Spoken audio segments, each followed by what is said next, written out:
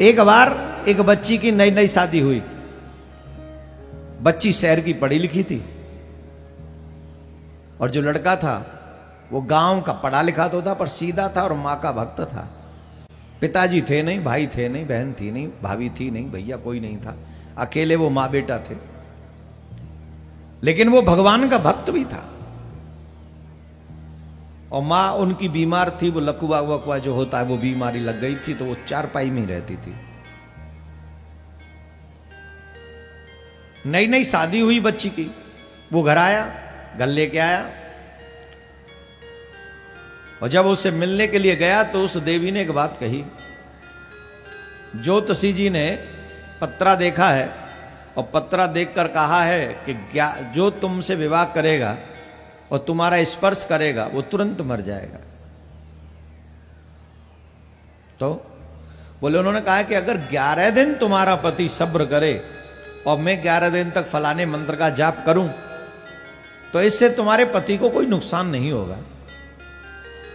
तो मैं नहीं चाहती कि आप मुझे इतने अच्छे पति मिले हो कि आपका कुछ भी अनिष्ट हो, तो इसलिए 11 दिन तक मुझे क्षमा कर दो। बोल ठीक है, इसमें कौन सी बड़ी बात है, हो तो तुम हमारी ही, हम तुम्हारी भावना का सम्मान करते हैं। उनकी मां बीमार थी, मां के इलाज के लिए नर्स रखी हुई थी, उन्होंने नर्स थी। तो उन्होंने कहा, बहू ने कहा कि नर्स को क्यों रखा हुआ है, मेरी मां, आपकी मां मेरी मां है ना, मैं सेवा करूंगी। अच्छा, मां को ऐसी बोल भी नहीं सकती थी। उन्होंने कहा नहीं, मैं नहीं चाहता कि तुम नई नई आई हो तुम्हारे ऊपर इतना बोझ पड़े। बोल नहीं, कोई बोझ नहीं है, कोई बोझ नहीं, बस मेरी बात मान लो। बोल ठीक, सेवा करने लगे।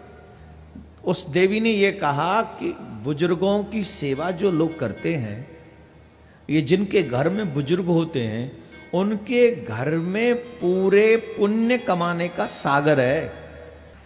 जितने बहू बेटे बैठे हैं वो सुन लें, जिनके घर में बुजुर्ग होते हैं उनके घर में पुण्य का पूरा सागर है।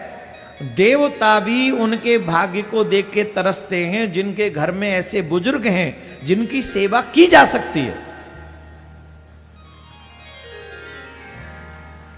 तो उसके विचार सुनकर पति बड़ा प्रसन्न हुआ।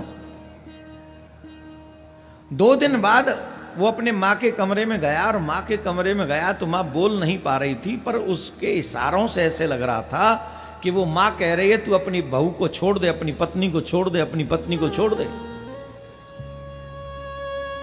अब वो कहता था कि मेरी मां, मेरी पत्नी इतनी सेवा करती है, उसके इतने अच्छे विचार हैं, ऐसा बोल रही है, सारा ऐसा कैसे कर रही है। उसने पत्नी से भी पूछा तो उसको लगा कि मैं सेवा कर रही हूं।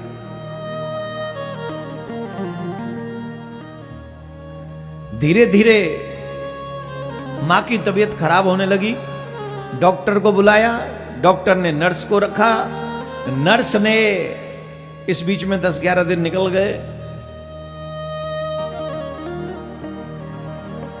नर्स ने कहा कि आपकी मां है और आप अपनी मां से बड़ा प्रेम करते हैं, आपने मुझे निकाल दिया, लेकिन आप ढंग से देखभाल तो करो अपनी मां की।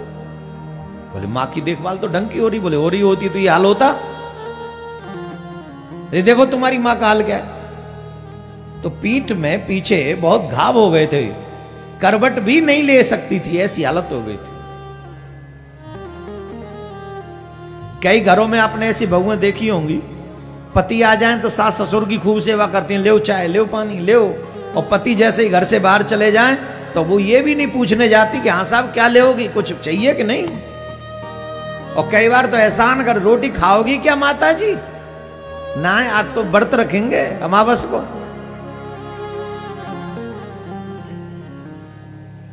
ऐसा नहीं करना चाहिए। घर में बुजुर्ग नहीं है, घर में तुम्हारे भगवान बैठे हुए हैं। इनकी पूजा करने से आप यकीन मानिए मां पार्वती प्रसन्न होगी अगर सासू की पूजा करे, बाबा भोलेनाथ प्रसन्न होंगे अगर ससुर की सेवा करे।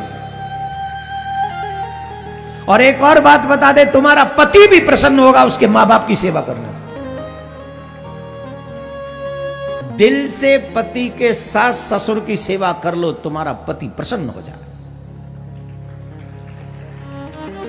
दिखावे के लिए नहीं, आर्टिफिशियल नहीं, नाटक नहीं, नौटंकी नहीं, ईमानदारी से सास ससुर की सेवा करो। ठीक वैसी जैसी अपने मां बाप की चाहती हो भाभी से। किसकी चाहती हो? मां बाप की चाहती हो भाभी से, ठीक वैसी सेवा। और फिर देखो तुम्हारा पति तुमसे प्रसन्न होता है कि नहीं।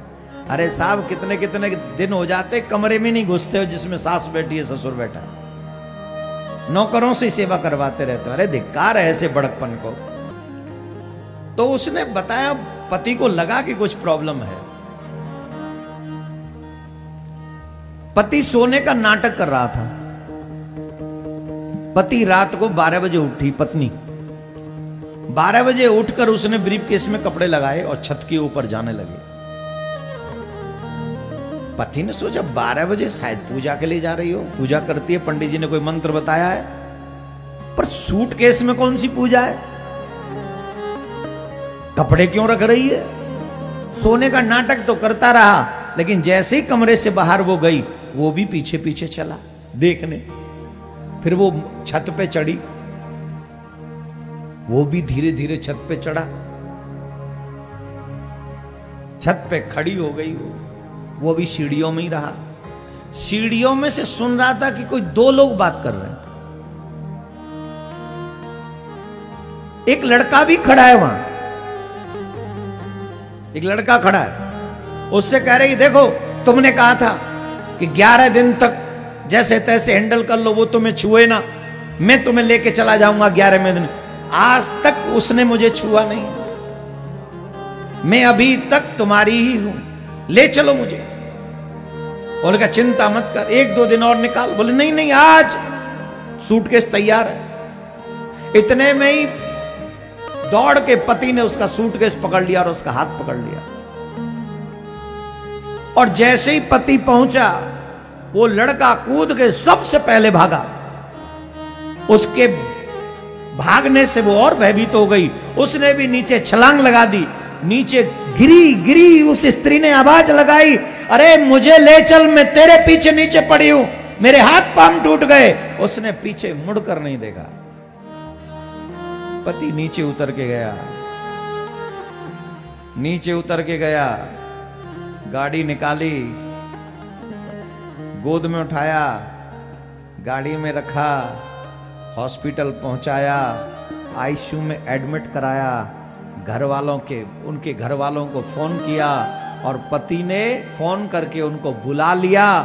और जाने से पहले पति ने एक बात कही, जिस पे तू विश्वास करती थी, तेरे हाथ पांव तोड़वा के तुझे छोड़ के चला गया। और मैं ये बात तेरे माँ बाप को भी नहीं कहूंगा, पर आज के बाद मैं तेरा मुंह भी नहीं देखूंगा, मुंह भी नहीं देखूंगा। मैं तुझे क्यों छोड़ के जा रहा हूं, हिम्मत हो तो बताना अपने मां बाप को। बताना कि जब तुझ पे विपत्ति पड़ी तो वो तुझे छोड़ के चला गया, और तुझ पे विपत्ति पड़ी फिर भी तेरे पति ने तुझे हॉस्पिटल तक पहुंचा दिया, जिसको तू छोड़ना चाहती थी। क्या कह रहा था मैं इस कहानी के माध्यम से? बताओ यहां पर कौन गलत है? बोलो कौन गलत है? जवाब दो, कौन गलत है? पति, पति की मां, वो भी तो स्त्री है। वो लड़का है कि नहीं गलत, भाग गया कि नहीं? और उससे भी ज्यादा गलत है वो स्त्री, जिसने विवाह के बाद भी दूसरे पुरुष पर विश्वास किया। ये हमारे संस्कार नहीं है, बिल्कुल भी हमारे संस्कार नहीं है। इसलिए हमारे यहां कहा जाता है, या तो पिता के साथ, या भाई के साथ, या पुत्र के साथ भ्रमण करना चाहिए।